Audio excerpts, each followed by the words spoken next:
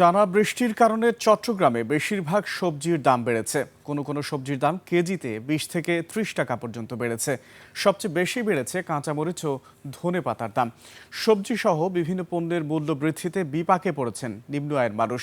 ব্যবসায়ীরা বলছেন, বৃষ্টিতে অনেক এলাকায় সবজি ক্ষেত পানিতে ডুবে নষ্ট হয়ে যাওয়ার দাম বৃদ্ধি পেয়েছে। ক্রেতাদের অভিযোগ, সরবরাহ সমস্যাকে অজুহাত বানিয়ে কিছু অসাধু ব্যবসায়ী সবজির দাম বাড়াচ্ছে।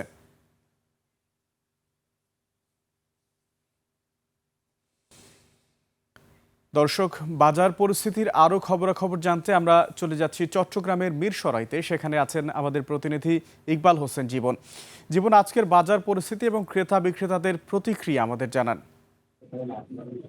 সুমন, আমি এই মুহূর্তে দাঁড়িয়ে আছি চট্টগ্রামের ঐতিহ্যবাহী মিরসরাই মিঠাছড়া বাজারে। এই বাজারটি ভোর 5টা থেকে শুরু হয়।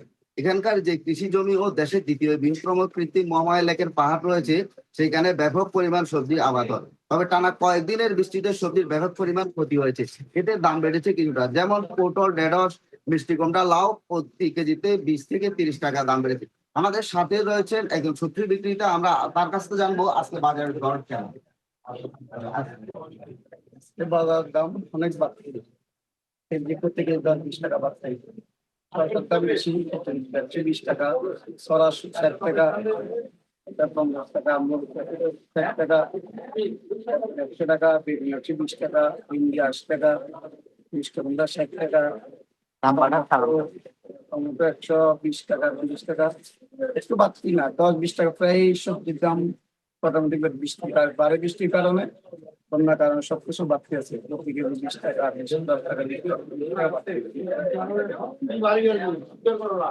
যে আমরা ক্রেতাদের সাথে কথা বলেছি, তারা আমাদেরকে জানিয়েছে মৌসুমী সবজির পরিমাণ দাম যে দাম থাকে প্রতি বছর, এই বছর বৃষ্টির কারণে একটু বেশি। তবে আমরা কৃষকদের সাথে কথা বলেছি, তারা আমাদেরকে জানিয়েছেন সার ও কীটনাশকের যে পরিমাণ দাম, তাদের সবজি ব্যয়ের খরচ তুলতে তাদের হিমশিম খেতে হয়েছে। তবে এই বাজারে মাছ ও মাংসের দাম আগের তুলনায় রয়েছে। এ ছিল আমার কাছে চট্টগ্রামের মিরসরাই মিরসরাই কাঁচা বাজার থেকে সর্বশেষ। তোমার জীবন, আপনাকে ধন্যবাদ।